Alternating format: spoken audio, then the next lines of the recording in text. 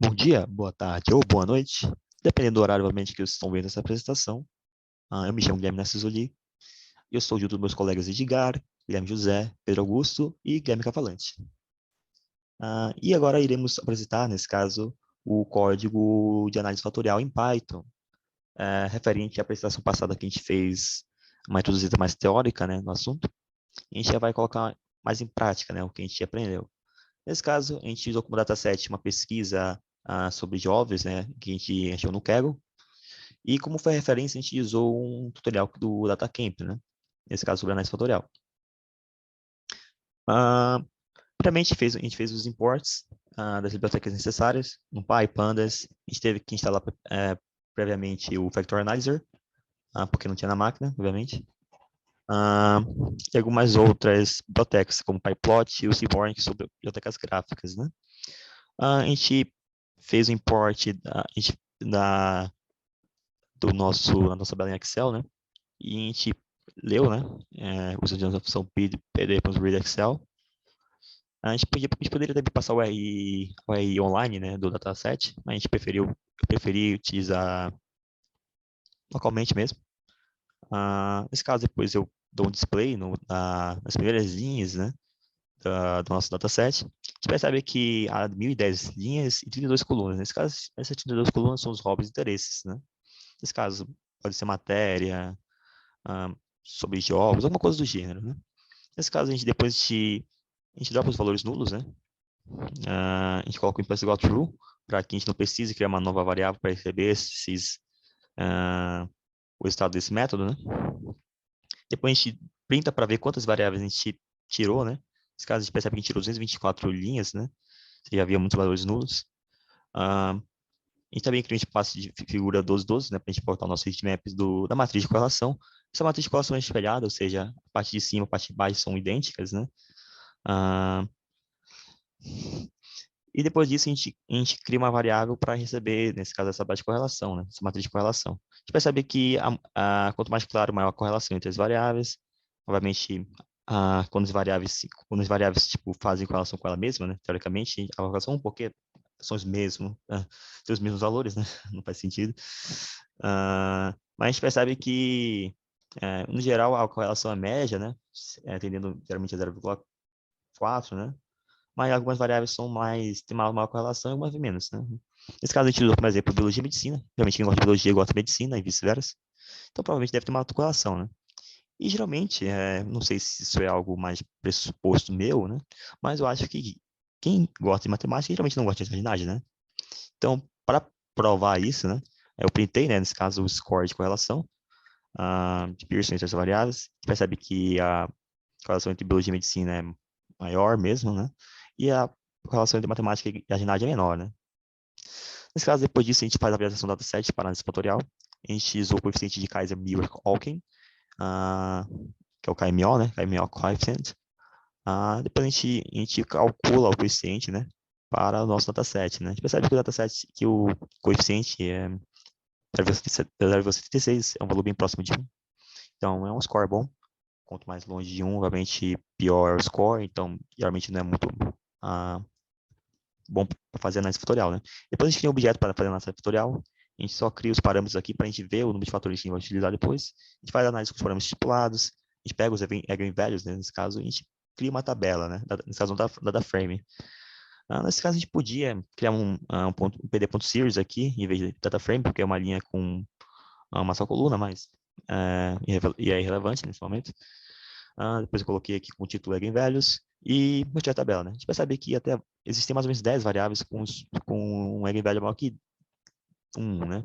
Mas a gente vai ver isso melhor no screwplot, né? Nesse caso, a gente cria um espaço 10, 8, 10 horizontal, 8 vertical. A gente traça, nesse caso, as linhas, né? Nesse caso, tanto as variáveis verticais e horizontais têm 32 variáveis, né? Nesse caso, 1 até 32, e o EV que tem 32 variáveis, né? Nesse caso, são 32 eigenvalues. A gente coloca o nome do gráfico, das variáveis horizontais verticais. A gente bota o grid, né? Que é essa barra, que fica essas linhas aí. E a gente mostra aqui, né? O gráfico, né? A gente percebe mais ou menos que é bem limítrofe, né? caso a gente fosse escolher 10 fatores, né? Então a gente escolheu melhor colocar 9 mesmo. Acho que é um número bom. A gente vai ver isso depois quando a gente vê os scores fatoriais, né? A gente cria um novo objeto para análise fatorial, nesse caso o FAD, porque senão ele herdaria os parâmetros que a gente utilizou no objeto. Nesse caso a gente utiliza como fatores 9, né? E utiliza como rotação, né, da matriz de correlação o método VarioMax, né? A gente podia utilizar qualquer um dos 3 métodos que a gente introduziu na nossa apresentação teórica, mas escolheu o método VarioMax, que é o melhor, é o método mais utilizado.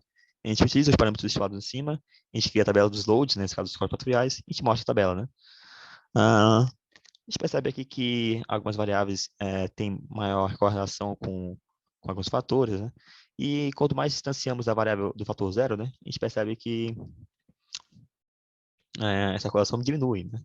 Então a gente percebe que, por exemplo, a escolha de novos fatores assim já foi uma escolha bem acertada, assim, né? Porque a partir do 8 a gente já percebe uma correlação mais baixa, né? Um score fator mais baixo. Depois disso, a gente pega a tabela de variância dos loadings, a gente coloca o nome dos índices aqui só para por questão de deixar mais bonitinho, e depois mais a tabela, né? Após fazer a análise fatorial, a gente pode utilizar esses fatores que a gente utilizou para fazer qualquer método de classificação, um método de regressão, né, para a gente calcular uma variável que a gente queira calcular ou fazer qualquer outro tipo de operação, né? Mas, no geral, é isso. Eu ia passar a palavra para o meu e o Guilherme, que vai fazer o código apresentar o código em R. No programa em R, a gente usou a libpsy, que tem todos os métodos de análise fatorial. E a gente usou os mesmos dados lá que já foram mostrados. A primeira parte do código seria tirar do data frame todos os valores NA, que seriam os valores nulos, e tirar todas as linhas que tem esse valor, né? Porque senão não vai funcionar. Daí depois que já tiver ajustado os dados, você calcularia esse KMO, que é da libpsy, que ele te dá um coeficiente que mostra o quão adequado seria os seus dados, por assim dizer, tipo, o quão eficiente vai ser uma análise fatorial. No caso, ele deu 0,76 e aqui ele mostra de todas as variáveis.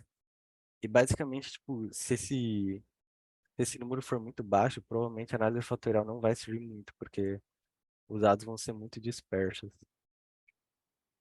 E agora, para calcular o número de fatores, tem vários jeitos, né? Mas usaria essa função fa.parallel.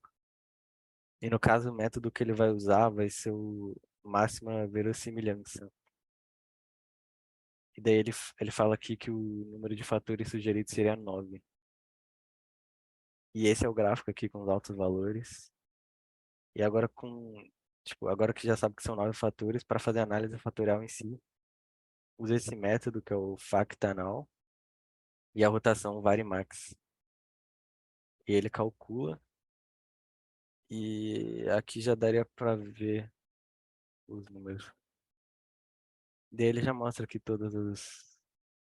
aqui já mostra todos os scores, a tabela com todos os fatores e todos os scores. E ele mostra também a variância dos fatores. Um jeito melhor de visualizar isso seria se você colocasse só os fatores mais significantes, no caso. Ele imprimisse só os maiores valores. Daí já dá pra ver, tipo, que já tá separadinho aqui. Por exemplo, tipo, cada variável meio que corresponde só a um fator, por assim dizer.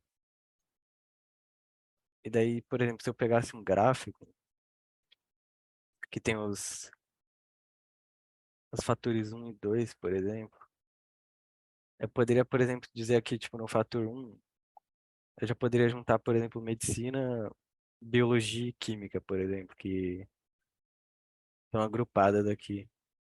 E aí eu posso usar esses fatores, no caso, os scores lá,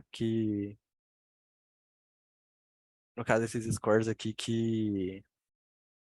para juntar as variáveis que já estão mais relacionadas, no caso, as que tem os scores altos nos mesmos fatores. E com aquele índice de KMO lá que tinha mostrado, tipo, com mais baixo for, mais difícil vai ser de você relacionar ela, né, no caso. Enfim, é isso o programa.